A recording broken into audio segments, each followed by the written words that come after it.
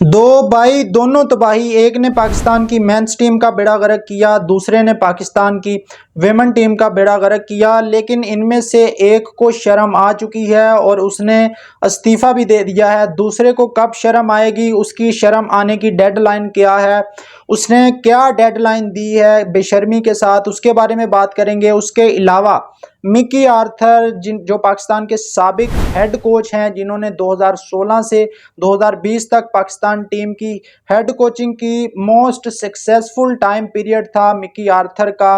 पाकिस्तान जब ये head coach थे, पाकिस्तान एक सुनहरी दौर था पाकिस्तान का, काफ़ी कामयाबियां समेटी, काफ़ी अचीवमेंट हासिल की।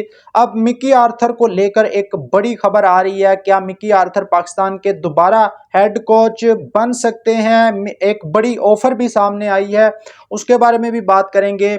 उसके अलावा शुएब अख्तर ने एक बार फिर आड़े हाथों लिया है पाकिस्तान क्रिकेट बोर्ड को, चेयरमैन पीसीबी को, जिन्होंने इस हाल में क्रिकेट को पहुंचा दिया।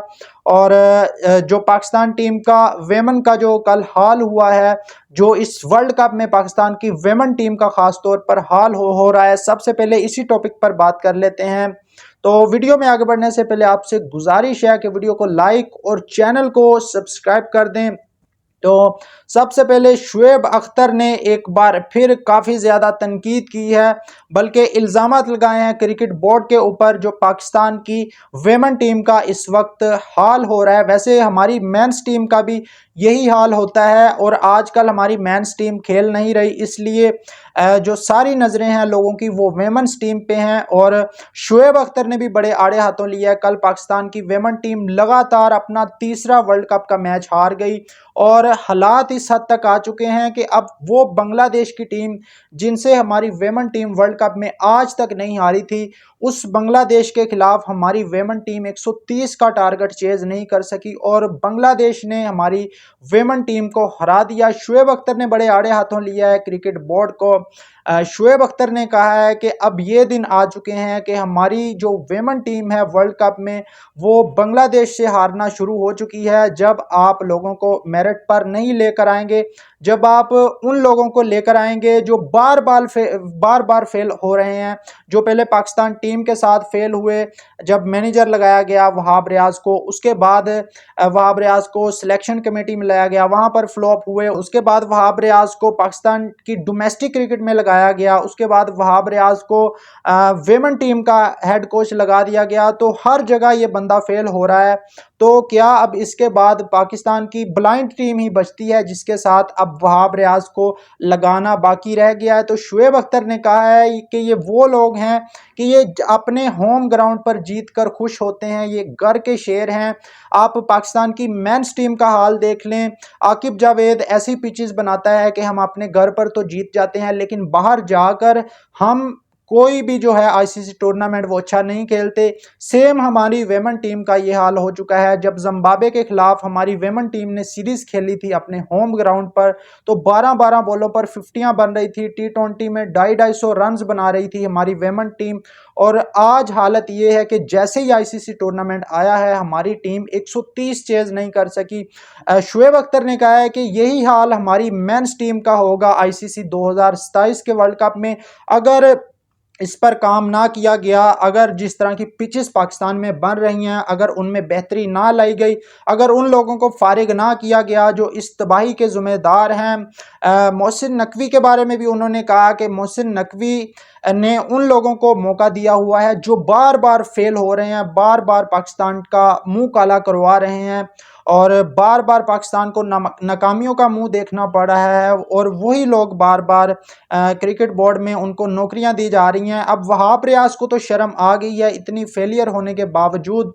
अब ये ना हो कि वहाब रियाज को ब्लाइंड टीम का हेड कोच लगा दिया जाए, क्योंकि और हर जगह उसको आजमा लिया है, तो अब शायद उसको ब्लाइंड टीम का हेड कोच ना लगा दिया जाए।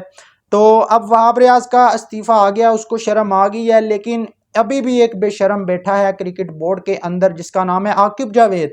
वो बेशर्म कहता है कि मुझे 4 साल का मज़ीद टाइम दिया जाए, मज़ीद 2 साल उसके ऑलरेडी हो चुके हैं, मज़ीद उसको 4 साल का और टाइम चाहिए ताकि पाकिस्तान टीम को वो बेहतर कर सके। और बेशर्म इंसान वो आकर कहता है टीवी पर कि 2 साल कोचिंग करने के बाद भी वो कहता है कि मेरे पास कोई जादू की छड़ी तो है नहीं कि मैं रातों रात पाकिस्तान टीम को ठीक कर दूं। तो 4 साल का उस आकिब जावेद ने टाइम मांग लिया है। तो अब क्या 4 साल का टाइम मिलेगा आकिब जावेद को, ये तो मोहसिन नकवी को पता है। तो इसके अलावा दोस्तों मिकी आर्थर, जिनके बारे में कहा जाता है कि पाकिस्तान के most successful head coach tenure रहा है इनका, 2016 से 2020 तक पाकिस्तान ने T20 में नंबर 1 रैंकिंग हासिल की, पाकिस्तान ने टेस्ट क्रिकेट में नंबर 1 रैंकिंग हासिल की। पहली बार हिस्ट्री में पाकिस्तान ने ओडीआई के अंदर 2023 में जब दोबारा मिकी आर्थर आए उस वक्त पाकिस्तान ने नंबर 1 रैंकिंग पोजीशन हासिल की। मतलब मिकी आर्थर के दौर में पाकिस्तान तीनों फॉर्मेट के अंदर नंबर 1 रहा है और चैंपियंस ट्रॉफी भी जीती है। और मिकी आर्थर ने पाकिस्तान को काफ़ी ज़्यादा प्लेयर्स भी दिए हैं। जब चैंपियन ट्रॉफी में काफ़ी नए प्लेयर हमारे सामने आए थे, तो मिकी आर्थर ने कहा है कि पाकिस्तान टीम का ये जो हाल हो रहा है इस वक्त, जो लोग पाकिस्तान क्रिकेट बोर्ड के अंदर काम कर रहे हैं, अगर इनको मेरिट पर लाया जाता तो पाकिस्तान टीम का ये हाल ना होता।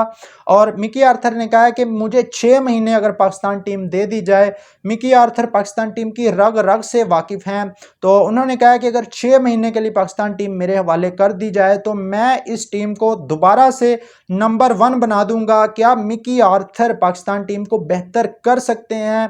वो मिकी आर्थर जिन्होंने पाकिस्तान टीम को तीनों फॉर्मेट में नंबर 1 बनाया हुआ है और पाकिस्तान टीम को चैंपियंस ट्रॉफी भी जितवाई हुई है, क्या वो मिकी आर्थर एक बार फिर पाकिस्तान टीम को वही अपनी पुरानी हालत में वापस लेकर आ सकते हैं? ये बात आप कमेंट बॉक्स में लाजमी बताइएगा।